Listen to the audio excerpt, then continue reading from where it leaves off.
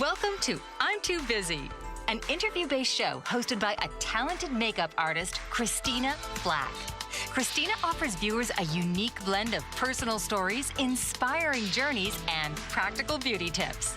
Join the conversation as Christina features successful individuals from various industries who share their insights on health, wellness, makeup, and the keys to their success. So now, please welcome the host of I'm Too Busy, Christina Flach.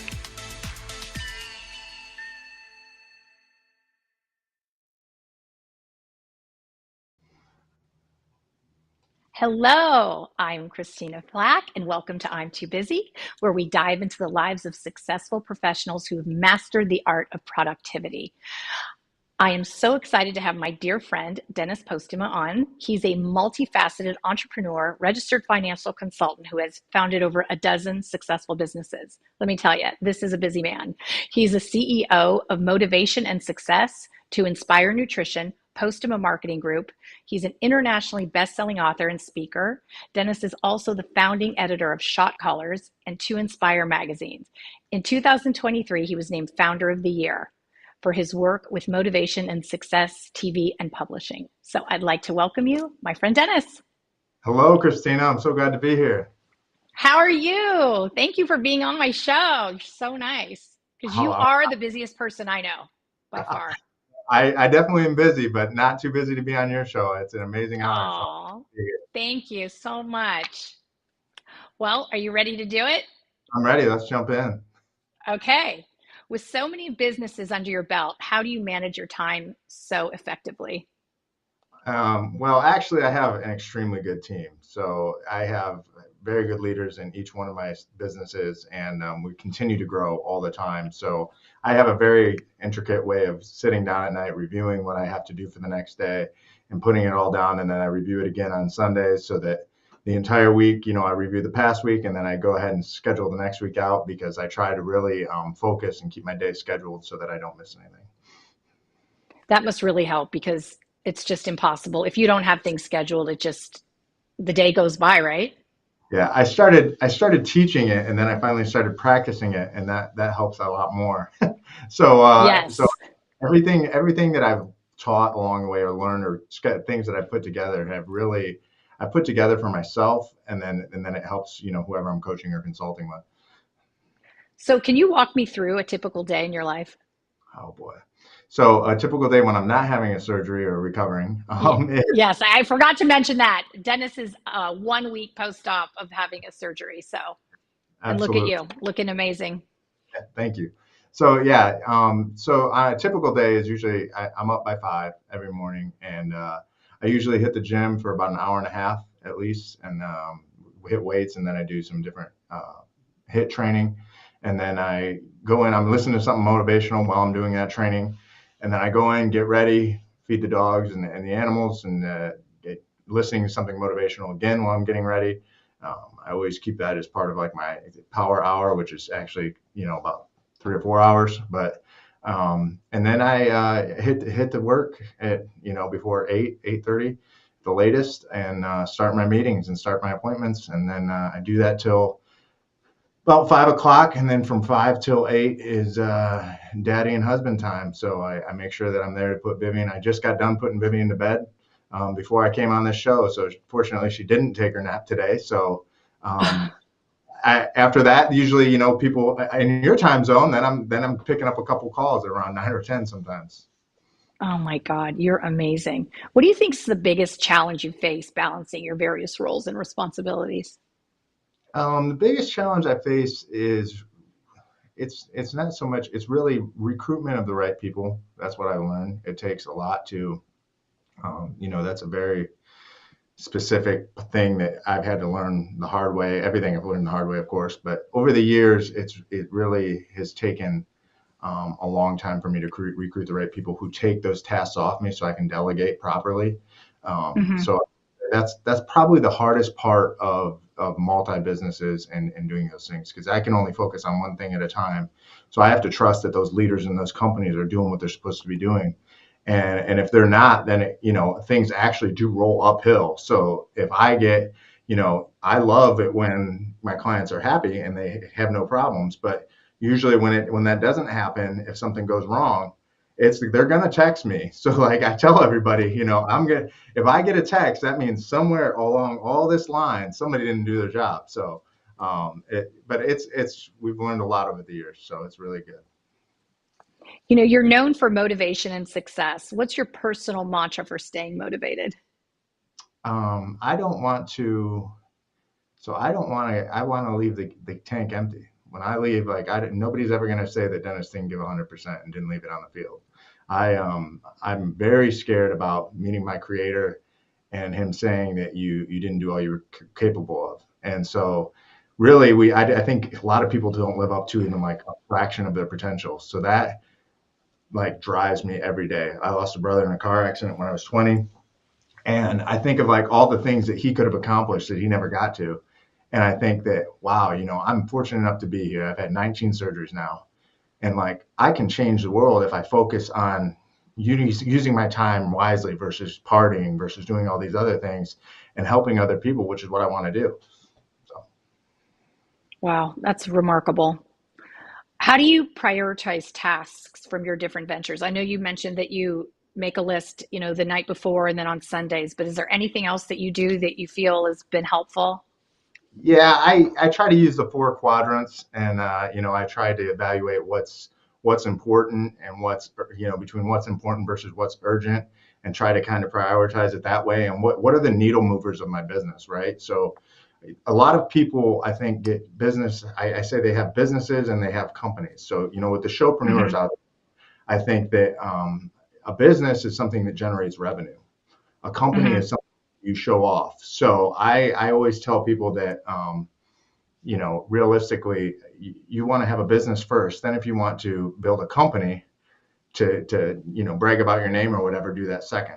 So I try to do the needle movers, the revenue needle movers every day, and then go back and then make sure I'm not just doing busy work. I'm actually doing money-making activities. Do you feel that like which of your companies takes the most time and effort? Or does it change? It changes, but realistically, it's whatever. Motivation and Success Productions is a passion of mine right now, and we were trying to be the Netflix of personal development and for entrepreneurs. So by choice, I try to get that to be like my number one or my magazines. But sometimes the other divisions, they need a little bit of boost, so I have to step in and kind of play CEO for a little bit, and that's that sometimes that gets frustrating when it's problems, but definitely motivation and success is my passion right now. Even though I love all my companies, but that's what I'm loving doing right now. Can you share a time management tip that's been game changer for you? Plan it the night before. Or a few? Yeah, I was going to say you have to review the night before. You have to fill out I fill out what I call my victory journal. So what are your wins for the day? What would you have done differently? Count those wins. So you're boosting your self-esteem, you're boosting your confidence, and then sit down and you need to plan that day for the next day so that you don't miss anything. I've been very fortunate with a good memory, but I still I write it down, right? So that I make sure that I know what I'm doing, and then I plan that day, and then start the morning, you have it ready. You have to stick to that plan task as much as possible and try to stay with it. But you have to plan it the night before, and you have to get up on time and hold yourself accountable. Nobody's going to yell at you, and especially when you're an entrepreneur, nobody yells at you when you miss the day or you're late for work. So you have to still have that self-discipline. Discipline That's is true. Management. So you were mentioning earlier that when you're doing your workouts that you listen to motivational podcasts or whatever. Who do you listen to and who inspires you? Oh, wow. That's a very good question. So I listen to a lot of people on my network just to make sure that all their television shows and their podcasts are up to par. So I do listen to, I love Dan Locke. I listen to Rudy. I listen to a lot of people on my network. Then I get the Ed Miletts, the Bradleys, the Andy Elliott's, Alex Hormozy. So and then, if I have to go really, really deep, I'll listen to Goggins and get crazy with my workout, if I have to really pump myself up. But usually that's something to learn something from my business is what I try to do every day. Wow, that's incredible. So it's as a business and a life coach, what's the most important common productivity you see with your clients? I think everybody is in the entrepreneur space needs reassurance and they need discipline. Both of those things. So they need discipline to make sure that they're doing the needle movers, like I mentioned earlier, revenue generating Hmm. activities, because it's easy to just take on tasks. And the other thing is, I think we're in a trust recession, so people need to really focus on building their personal brands, and that's what I'm doing with people every day. How do you build your brand? How do you get the attention that you need to get so people know, like, and trust you, and then they're going to come and do business with you because of what you're doing and who you are. And so that's building a personal brand is definitely what my consulting and my coaching has been quite a bit lately. So, and when people are building their brand, do you think it's more of like with social media? How effective is that and how important is that? It's all important. The It's truth is, it's it's everything, right? all important anymore. I mean, you can't do it on your own. If you do it on your own, so you're going to pay with it. You're going to pay for it either with time or sweat equity, and you need to understand that. So you get to choose which it is.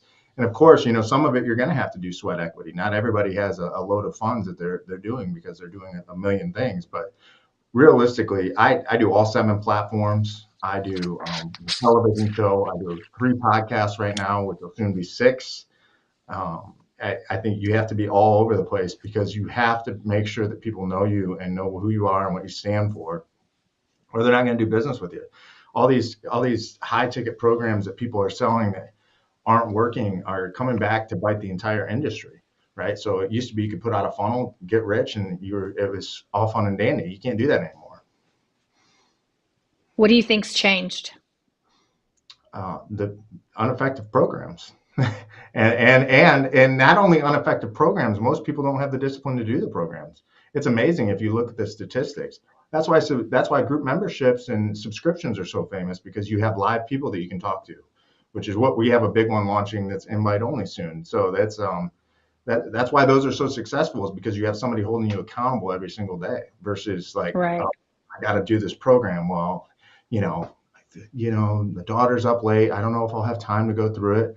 Whatever it may be, they have an excuse. There's always an excuse. We all have, and I say this all the time, we all have 24 hours in our day.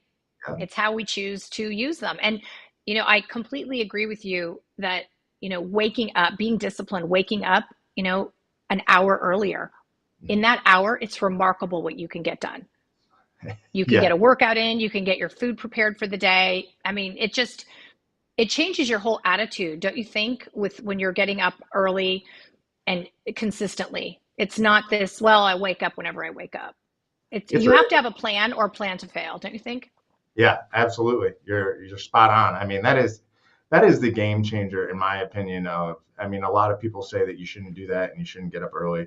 I can't imagine not being a morning person. I literally can't I imagine. can't either. I I can't just either. it's just too like you get. I come to the office and people like come strolling in like right before 9 o'clock, and I'm like, I literally have done like 40 things and I've been awake for 4 hours. Like, what are you doing coming in What here? do you do? Yeah, yeah. So What role does delegation play in your success, and how do you approach it? I've always approached it the wrong way until about the last few years. But And what was the wrong way, might I ask? well, nobody's ever going to care as much as you. You're the one who owns the business, and good talent is hard to find. So you have to pay the good talent, which is hard to find, and then you got to balance that. It's a balancing act. So and releasing the reins.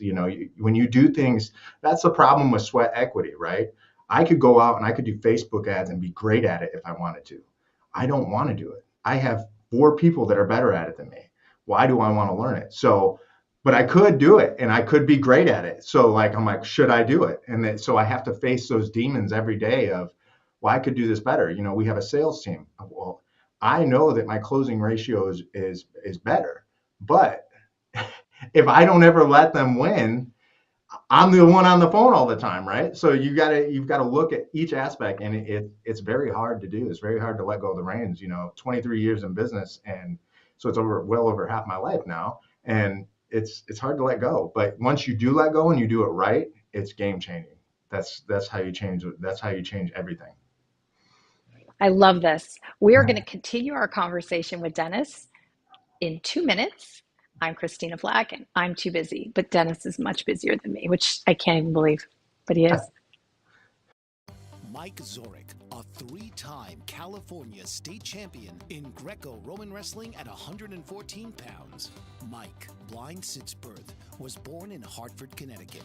He was a six-time national placer, including 2 seconds, 2/3, and 2/4. He also won the Veterans Folk-Style Wrestling twice at 152 pounds. In all these tournaments, he was the only blind competitor.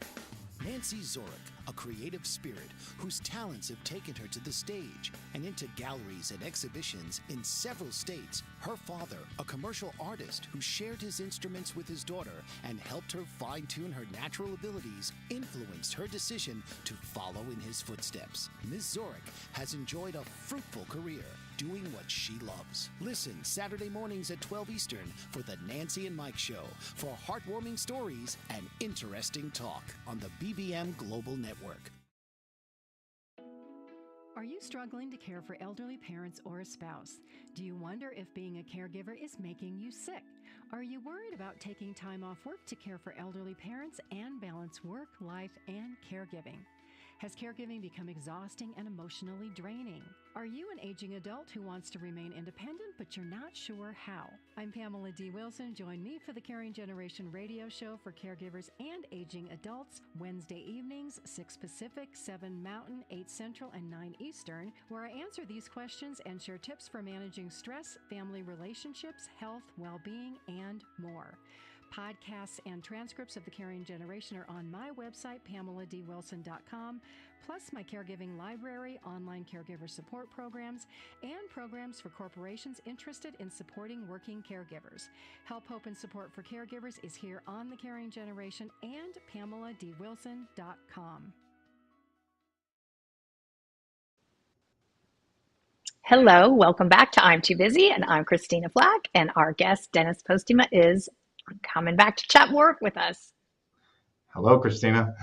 Hello, my dear. So, how do you stay updated and continually learn across your diverse business interests? Well, every single day I am studying something. I suggest that everybody at least spend a minimum of an hour on their craft. So whatever you need to be focusing on is what you need to be studying. So with that, I'm in the finance world, so I have to keep up on that because I train over 6,500 agents and financial planners nationally. And so I got to make sure I do that. I got to work on the motivational side. I got to make sure I'm improving that. And then I also take on a lot of clients for outside of just consulting. I do a lot of equity for consulting. So I have to know what's going on in various industries to make sure that I'm doing my part to make sure that my business partners and the other companies that I am entrusted in their equity, that I fulfill those needs. So I got to study every day at each and everything and just kind of divvy it up and make sure that I'm making sure I'm taking care of what's important, not just urgent.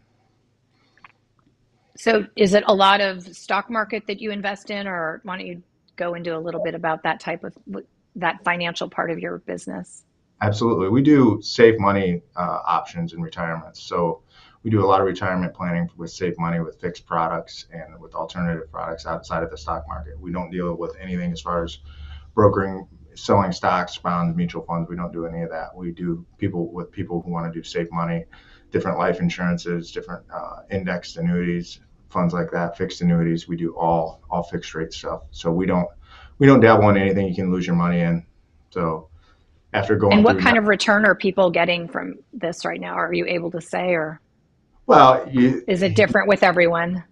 My disclaimer is past performance never gives you future predictions, but there's certain products on your retirement accounts that you can get 10-12% bonus on, and it's based off the market. You can get a fixed rate at 5.6% right now. So and then the ones that are based off the index, it goes up with the market. So it's just capped. So you can do, if the market goes up, your money goes up. It's based off the S&P 500.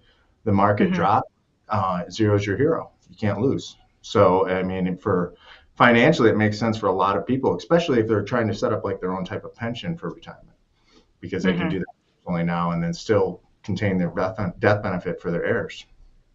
So are most of your clients, are they self-employed, or do you have companies?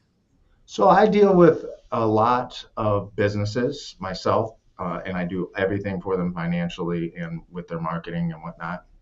And then I deal with a lot of people who are, I would say, 55 and over, and they're looking to start to slowly move out of that accumulation phase and move into the preservation and distribution phase to make sure that it lasts for retirement. Because most people are scared of running out of money in retirement right now, especially with inflation where it is.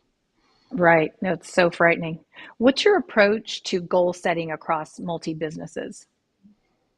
I know I we sit, talked about that earlier, but is there anything further that you wanted to say about that?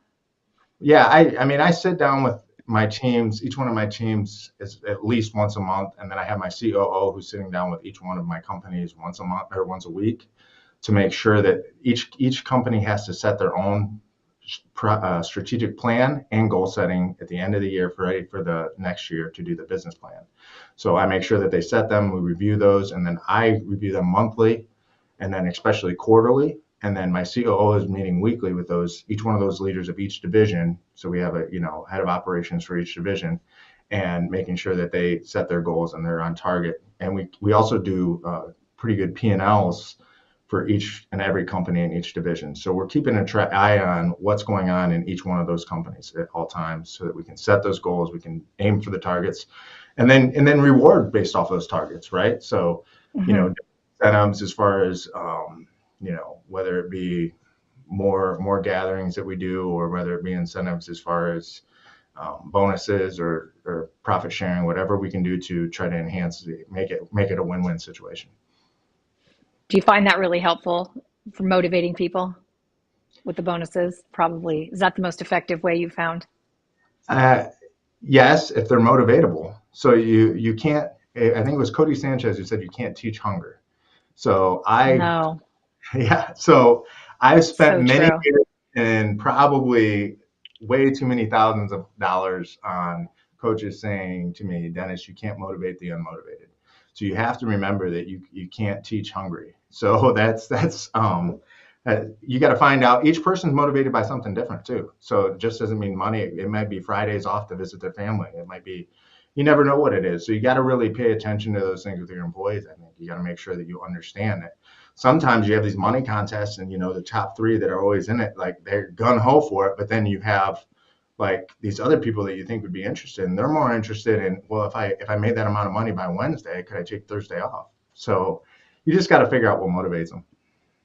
When you're, going through the hiring process with your employees, what are you looking for?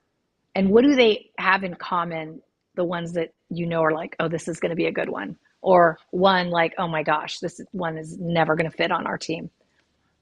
I definitely am trying constantly to improve culture. So the biggest thing with hiring that I've learned the hard way again over the years is it doesn't matter what the resume says if culturally they don't fit, because if you get a cancer inside your business, like it doesn't matter, it drags the entire group down. And if you're in the same thing, it can drag down multiple businesses too, because people chatter, right? So they're gossiping, whatever it may be. So the biggest thing, I think a lot of people that you have to watch out for, and this is not to stereotype anybody, I've hired younger people at times that have no experience, that were hungry. Like, for example, I'll give you my IT guy, Spencer. Okay. He had no experience other than he was doing IT at college. I shouldn't say no experience, but he was young. And then I had this other guy who knew everything, according to him. I'm not saying he didn't, but he knew everything, right? And he had come with a big price tag. Well, I'm constantly growing and constantly changing.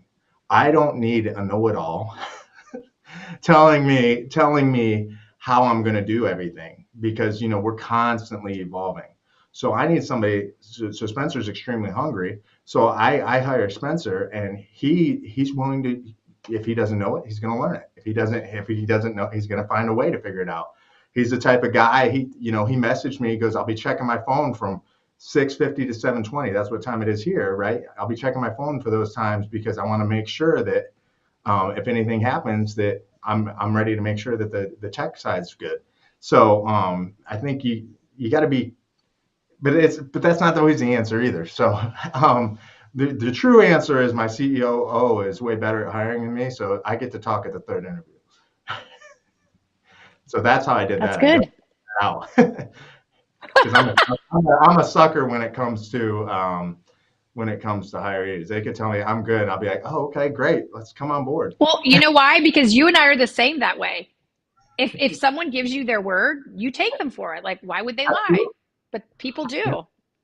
I can't believe they didn't work out 3 months later. They told me they would. They told me they were going to work so hard and they were going to treat this company like it was their own.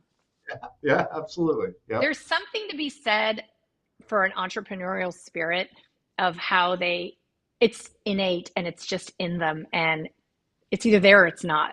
Yep. Yep. And those are the ones, sorry, go ahead. No, you go. And those are the ones you want to hold on to, right? Like you want to find your replacement. That's what I learned like probably 5 surgeries ago. I was pretty scared that with my insurance and investments, I was pretty sick. And so I had to, get some more things removed and moved around and reconnected or whatever the heck they're doing. And I was like, so I started teaching my sister everything. And I made sure that, my sister knew everything. So now between my sister and my brother is the vice president of Postema Marketing Group. My sister's the COO of Postema Insurance and Investments. So between them and then my president in Florida, Joe, they all can run it if I'm not here.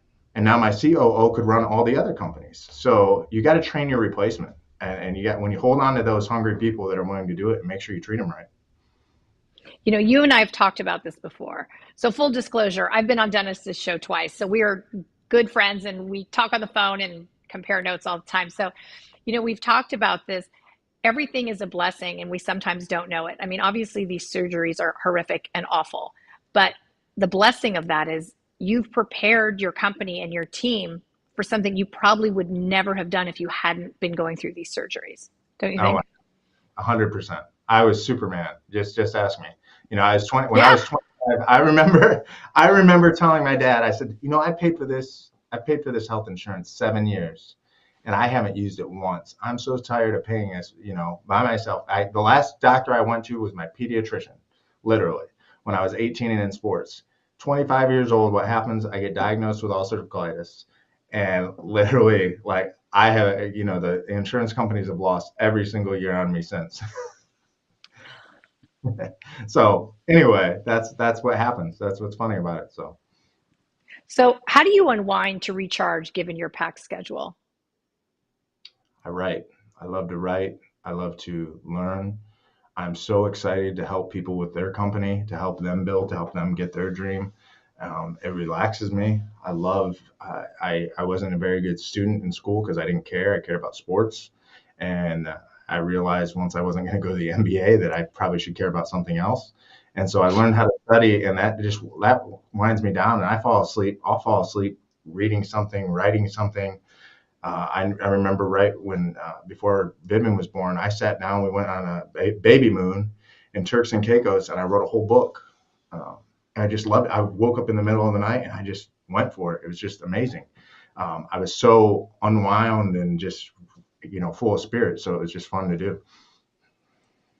So how do you keep balance in your relationships? Because if you're doing all this stuff, it's a lot of stuff that you're doing by yourself. How do you keep your marriage intact? And I know you're an amazing husband and father. So how do you allocate the time for your family? That's a great question, because you have to understand that you're making trades, right? So you're making sacrifice and you're making trades. So if you want to be that successful, you're making trades for time with your family.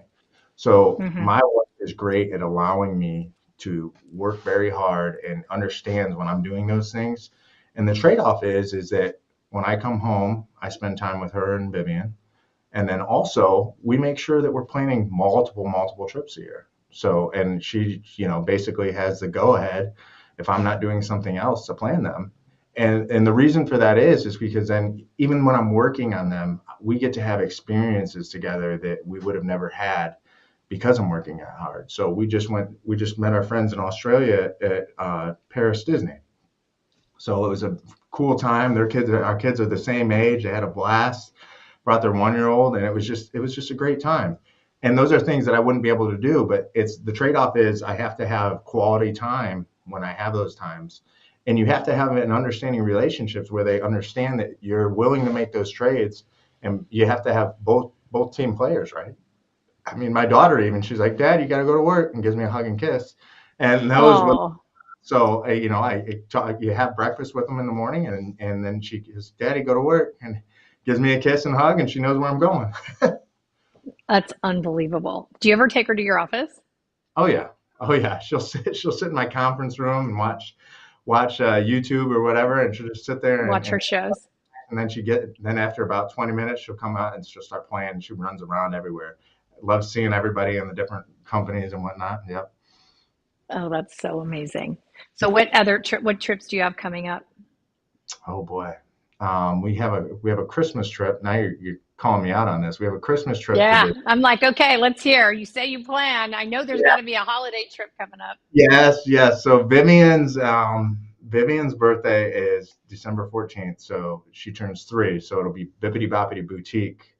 You have to be 3 years old. So she is every bit of a princess that her mom wanted. Now, sometimes her mom regrets it when she has to put on a princess dress for her every single day. But I literally, remember those days. They had to yeah, have their princess dress. It's yeah. so funny. Yeah, so that's where we're going for her birthday, and we're taking some family with us, so it'll be a great experience. That's Oh, next on that's the fun. family side. So That's amazing.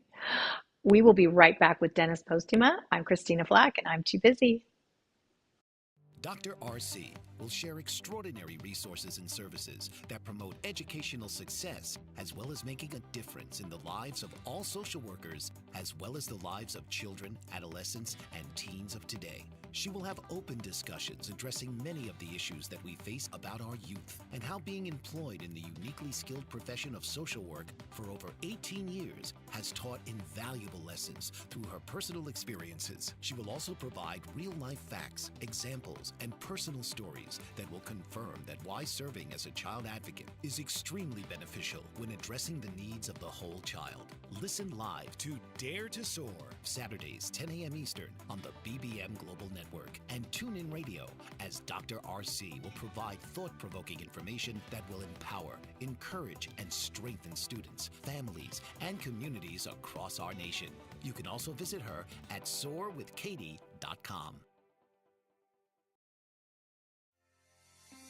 Author, radio show host, and coach John M. Hawkins reveals strategies to help gain perspective, build confidence, find clarity, achieve goals. John M. Hawkins' new book, Coached to Greatness: Unlock Your Full Potential with Limitless Growth, published by iUniverse. Hawkins reveals strategies to help readers accomplish more. He believes the book can coach them to greatness. Hawkins says that the best athletes get to the top of their sport with the help of coaches, mentors, and others.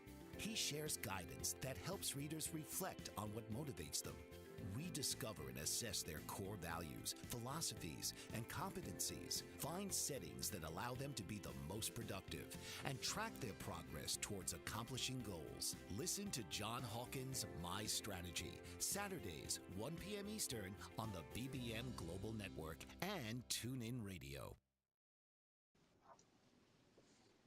Hello, I'm Christina Flach, and I'm with Dennis Postema today, chatting about all things entrepreneurial.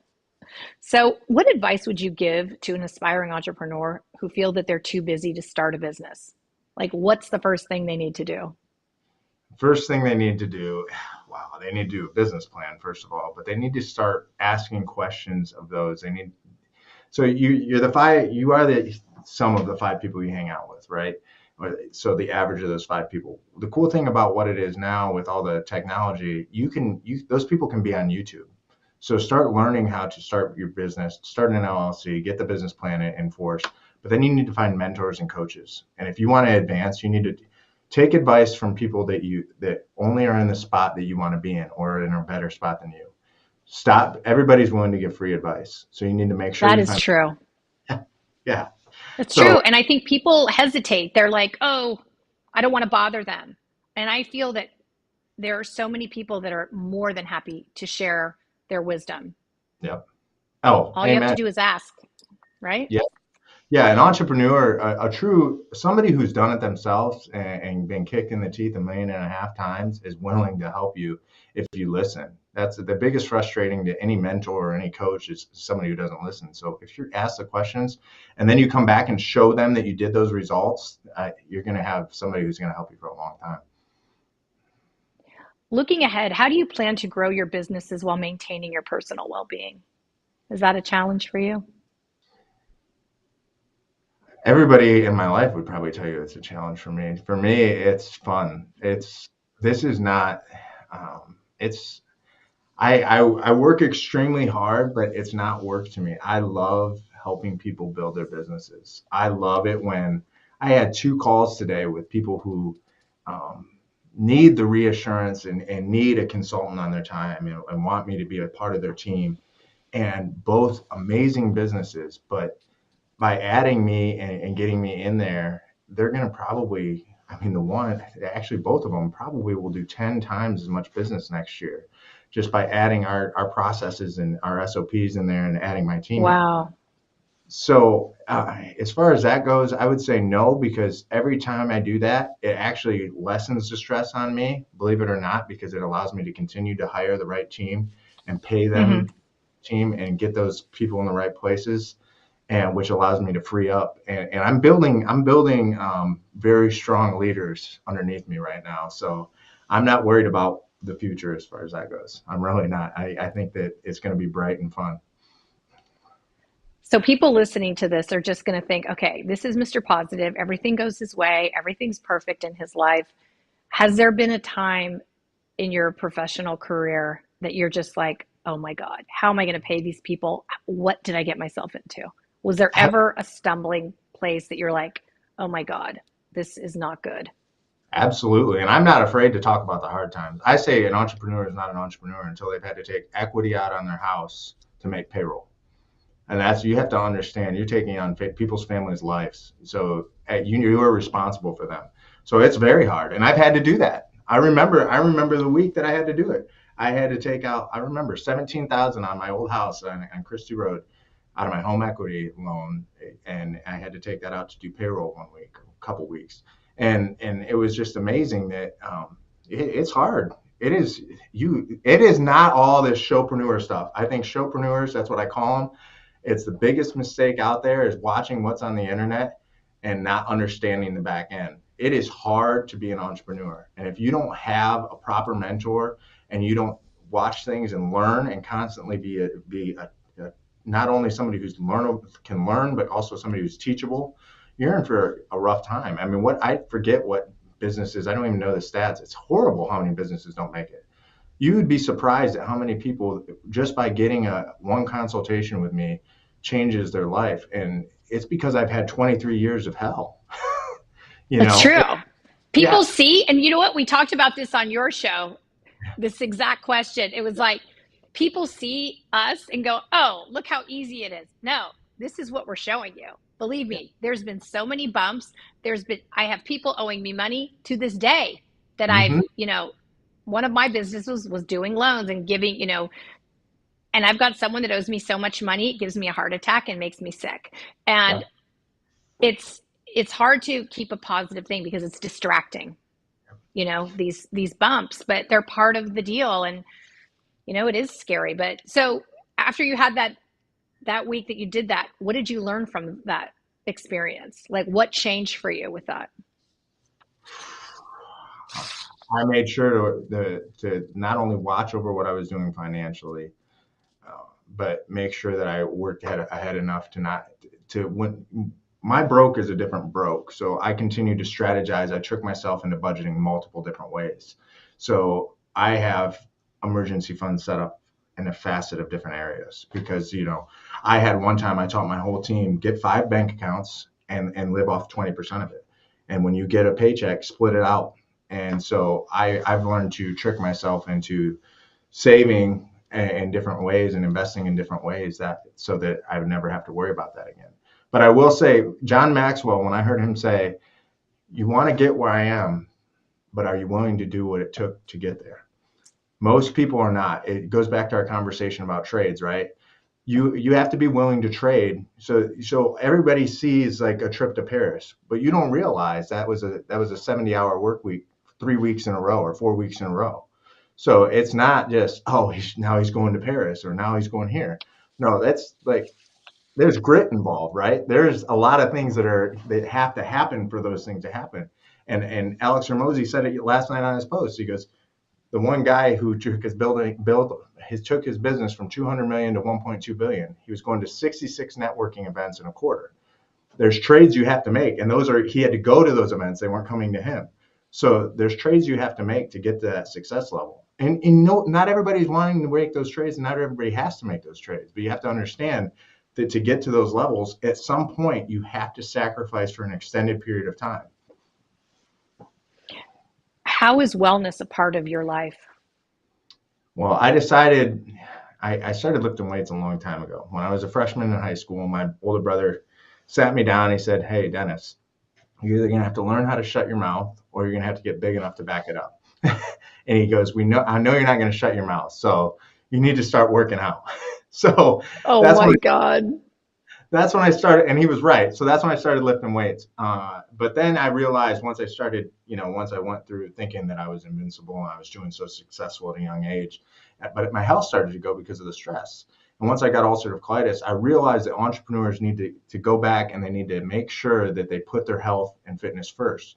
So I changed my identity a few years ago. I said, what would I do if I was a billionaire? Well, I would make sure that I worked out for an hour and a half to 2 hours every day. So now I imagine myself as a billionaire and I'm working out, and that's what I do. I make sure that's a guaranteed, I must work out. So then you go ahead and you start doing that. Why am I not doing it now? Act as if you're already there. And so by doing that, now I'm making sure that I don't lose all my financial earnings back to paying for my health again. So I wish I would have took it more seriously, probably from 20 to 25, but you live and you learn. And I don't drink. I don't do any of that fun stuff that people go out there and do anymore. And I don't do any of that. I just, I try to, I do enjoy ice cream from time to time, but other than that, that's about it. What's your favorite ice cream? Well, that's a good question. I got that asked today from my team. They were talking about their favorite desserts, and I love all ice cream. I don't know. Oh, you don't have one in particular that's like, okay, this is it for me? When I stopped, I haven't drank in like 4 years. And when it's like when I realized that I didn't have to go out and do those things and go out and I didn't have to drink to have a good time. And I just realistically, I think I automatically started loving ice cream. So I don't know if that was like, my coping mechanism for it or what, but that's your ice cream. Yeah, I realized, wow, I just really love it. And it's good because my wife's a foodie, so I learn a lot from her as far as that goes. So I really enjoy a nice meal when we go places and whatnot. So it's cool. What's your normal diet like? Do you have a certain diet that you are doing every day, or? Yeah, I like. I'm always fascinated. I'm always fascinated by what people eat because a big part of my life is, eating well so I feel well, because I can't do, you and I can't do all the things that we want to do if we're not feeling, our best. And I think food is such a huge part of it, besides getting enough rest. 100%, 100%. And people want to do business with you because they know this person holds themselves accountable. So if they care about themselves enough to do that, then they're going to care about me. That's what people don't understand in business. If you look at someone who doesn't take care of themselves, now you're like, well, wait a minute. Like, why is that not important to them? I'm not saying that there may not be something in their life that's tragic that doesn't allow them to, because that very well could be. But then it just raises that question, right? So as far as food goes, I actually went old school, and I'm going to actually document everything from my comeback right now, because I'm not allowed to work out. And so I got rubber bands because I'm allowed to do rubber band training starting in the next couple of days, and I can't lift for a little bit. So I'm going to start documenting it all. Recently went kind of old school. So I've always been huge on staying like kind of keto, low carb, a lot of protein. I love keto, but I do carb cycling as well to make sure that like I don't, overdo it. And I went old school I bought a bunch of the little tuna packets, already made tuna salad things. I bought like 50 of them, and Oh my 50 God. ones. And I did that for a month before my surgery, and it was working tremendous. So I'm actually super excited to document all this. And I love for anybody who's watching to get involved with it. I'd love to have people asking questions and whatnot, and they're going to get to see how I train and how I do it as an entrepreneur each morning. I'm going to try to document everything so that they can see the supplements I'm taking and what I'm doing, so they can follow it, because I've still gotten a lot older, and you still can be in great shape at an older age. That's, it's age is really just a number. So if you take care of It yourself, really is. yeah. You're right. What's the best advice you've ever received? Well, boy, that's a good question. When I had a mentor, Roger, and he had lost his son in a car accident, and he had lost his entire farm. Uh, when he had his foot cut off in a farming accident. I think actually his might have been a car accident, but he lost his entire farm, everything at 40 something years old. And then he went into the financial industry and built it all back up. And I was fortunate enough to come work for him at 20.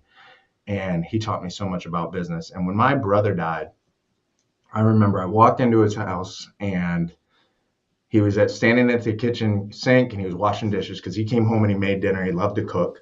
So we weren't allowed to come in. We weren't allowed to finish before 7 o'clock, right? 9 to 7 were our sales calls. So I come in 7 o'clock and usually made dinner for us, but he had already had dinner. And I came in and I told him, and he's drying the dishes, and he stops and he sets it down on the counter. And he turns and looks at me. He goes, "Well, Dennis," because I told him my brother passed, and he goes, "You can do one of two things. You can let this ruin your life and just go into depression and, be saddened by it and just let it eat away at you all the time and just never do anything with your life. Or you can use it as motivation and let it inspire you to go out and do something about it and go do something in the world." And I was like, okay. So a well-orchestrated chip on your shoulder can do a lot of good. And that's what I did. And that was one of the best piece of advice was that. And the other one was, he told me when I was 20, he showed me his IRA, and it was well over millions of dollars. And he goes, "Would you like to get something like that?" I said, "Yeah." He goes, "You want to know how to do it?" I said, "Sure." He goes, "Shut up and listen." And I was 20 years old, so I did. I shut up and listened to everything. So that how much do we learn when we listen, right? So everything he taught me, I did. I was naive, and so I did everything, and it made me a very huge success by doing That's it. incredible. And I tell people now, because right now everybody knows how to do it, right? Like, if people that you hire, they know how to do it. They know how to do it. If they would listen to somebody, I can't believe that some people will pay me X number of dollars to coach them or consult with them. And then you go and have a meeting with your own team and they don't listen. Somebody doesn't listen to you. And I say, you realize that there's somebody in California right now who would pay me a very large sum to give them an hour of my time. And you just shrug it off on a Monday morning. And I can't It's believe like, it's mind-boggling. it is. It's truly mind-boggling. It's like, Yeah. Can't be a prophet in your own town. You got to remember that. You can't, that's true. Yeah. Has becoming a father changed you at all? It's the first time I really understand my purpose in life. Yeah. It was crazy. I thought I had it all figured out, of course, business success, this and that. And we had to do IVF because all my surgeries, I only had like 1% sperm count that actually worked. So we had to do IVF. And so when Vivian came, She's a miracle, baby. Yeah, she came and she grabbed my finger, and I was like, "Oh my gosh!" And then she had red hair, so it was crazy because I don't have red hair. My wife doesn't have red hair, and it was just, so the doctor told me, he told me, the doctor told me, he goes, "Well," he goes, "You want to find out whether it's male or female?" We said, "Sure," He goes, "Well, it doesn't matter. They're all females." So I have Vivian and then 8 other female embryos. Oh, wow. Are you going to have more kids? Oh, yes. Are you planning on having more kids? Yeah. That's great. So people are going to wonder this. They think that you're Mr. Positivity and everything's amazing. What do you do when your day is not flowing? Because we all have days when things are just not flowing. What do you do? Massive action. That's the only thing that can fix it. Literally, if you have anxiety, if you're worried about bills, if you're worried about anything, I love it. I heard somebody say one time, if you don't know what to do, why don't you go work out? If you having anxiety about something, or you're worried or frustrated about bills, go out there and take massive action. Go get a workout in, and then I think everybody should train. You should train every day. And maybe lifting weights and all those things aren't your thing. Go walk. That's okay. But go do something and take massive action. That's the only thing to solve it. And I agree. And there's nothing wrong with that. Some days you just have to go, okay, it's not flowing. Other days it flows just effortlessly. But on those days when it's not, just stop fighting yourself. The universe wants you to stop, go for a walk, go do anything, and then come back. And it's amazing how taking a loop around the block will change just your attitude. And, you and I are totally the same on this. Attitude is everything. It's how we present ourselves, but it's also energetically with the universe. If we decide, okay, if I was a billionaire, how was I going to work? How was I going to live? If the universe thinks that you're a billion, you will be one, and Yeah, it's absolutely. a positive attitude. It's remarkable, So what is the biggest lesson that you've learned this year? This year, I would say ignore anyone who gives you advice that is not in a position you want to be in.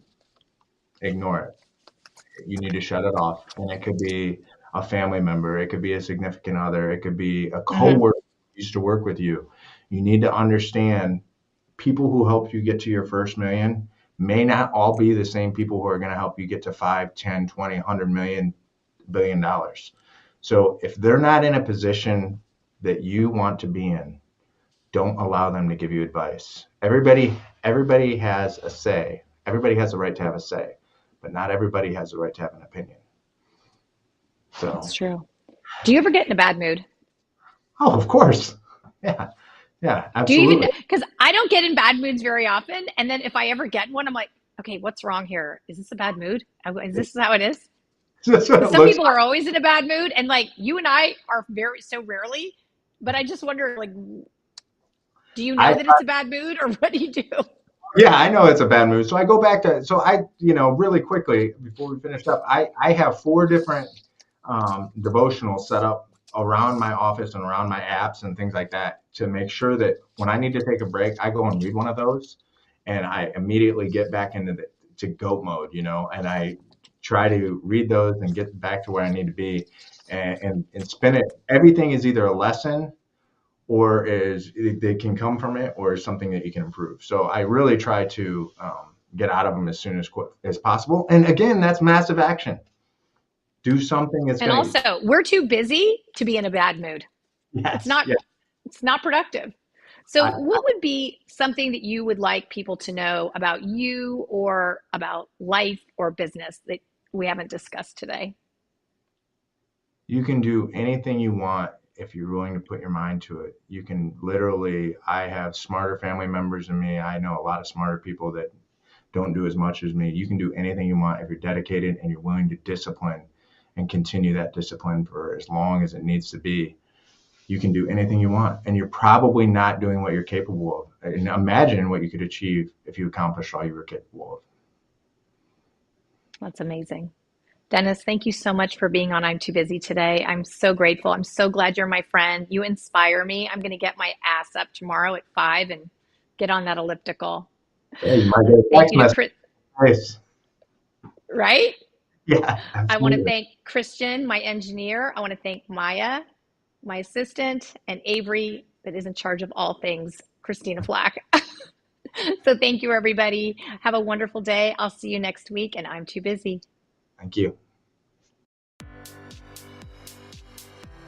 This has been I'm Too Busy with host Christina Flach. Tune in each week as Christina approaches the concept of success holistically, recognizing that achievement is not solely measured by financial triumphs, but also by maintaining a healthy work-life balance and focusing on self-care. Wednesdays, 7 p.m. Eastern on the Bold Brave TV network, powered by B2 Studios.